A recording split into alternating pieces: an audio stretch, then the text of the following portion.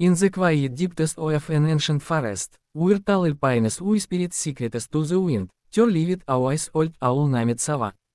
Her features were soft and grey, like the mist that hugged the ground at dawn. As she perched high on a gnarled oak branch, her large eyes glowing faintly in the twilight. The forest was her home, a place of gentle shadows and slow, rustling leaves.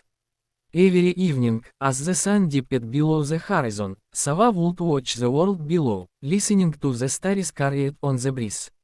One cool autumn night, the air crisp with the scent of fallen pine needles, Sava felt a familiar loneliness settle in her chest.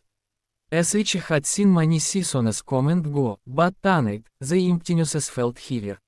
The other animals, the rabbits hopping through the underbrush, the foxes slinking in the dark, seemed connected to their daily chases and joys. Sava, however, spent her days in solitude, her nights filled with silent observations. As she longed for a way to share the tales as she knew, to weave them into something that could touch another's heart. But who would listen to an owl's quiet voice in a world that hurried by? As the moon rose, pale and round like a forgotten pearl, Sava decided to sing. Not just any song, but one about Colobok, the little round bun from the old village tales. Colobok, baked by a kind grandmother and grandfather, had rallied away from their cozy cottage, seeking adventure beyond the floor-dusted windowsill. Sava had heard the story from passing birds, pieced it together like scattered breadcrumbs. Tonight, as she would make it her own, a slow, melodic lullaby to is her solitude. As she cleared her throat softly, the sound like a gentle hoot echoing through the trees. Then, with a deep breath, as she began her song, her voice low and soothing, rising and falling like the forest's breath. Little colobok, round and golden brown, Sava sang, pausing to let the words linger in the air. You rallied from the oven, warm and new, away from the hands that shaped you through. Down below, the forest stirred just a little. A curious harpist mid hop, ears twitching. He had been nibbling on clover, his small worries about the coming winter weighing on him. Food was scarce, and the days grew shorter. The hare felt small in the vast woods, always running from shadows. But Sava's song drew him closer, to the base of the oak. He sat still, listening. Sava continued, her notes weaving through the branches. You met the hare in the meadow green, who said, Colobok, you look so keen. I lit you up in one quick beat. But you sang back, no, not tonight. I rallied from grandma, I rallied from granddad, and from you, hare, I'll roll just as glad. The hare in the story escaped being eaten, but the real hare below felt a spark of recognition.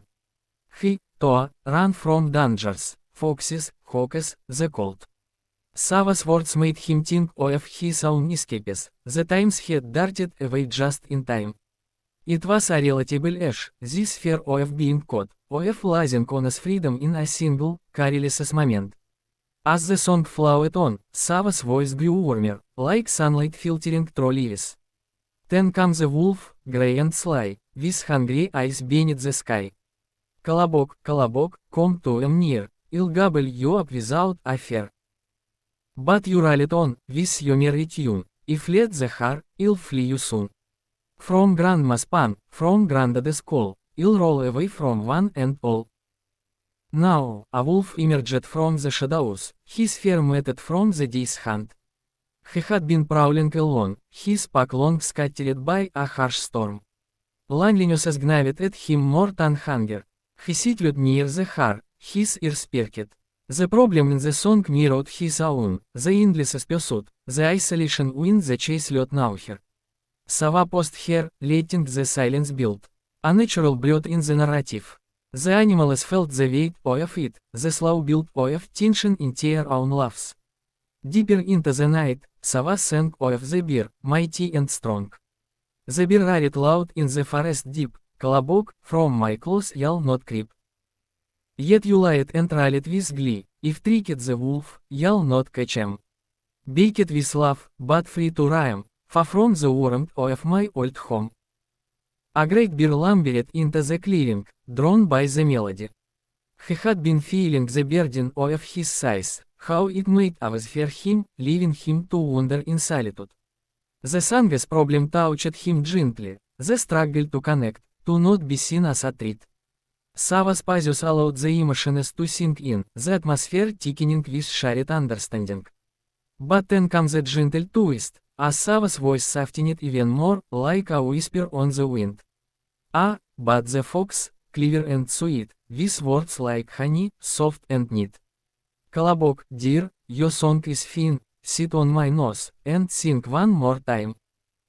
You trusted her smile, her flittering way, and in that moment, you chose to stay.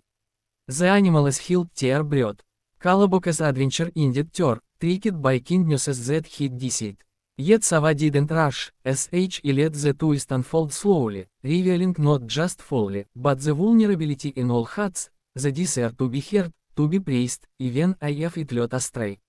As the song neared its end, Sava's tone lifted, grounding the tale in quiet wisdom. Little Colobok, your role is done, but in your story, we see the sun. We run, we hide, we seek our path, through fears and joys and aftermath. Yet in the end, what matters most, is the warmth we share, like bread fresh tasted. The forest fell silent, the moon now high. The hare, wolf, and bear looked at one another, their problems feeling lighter. They had gathered, not by force, but by the pull of a shared story. Sava looked down, her heart full.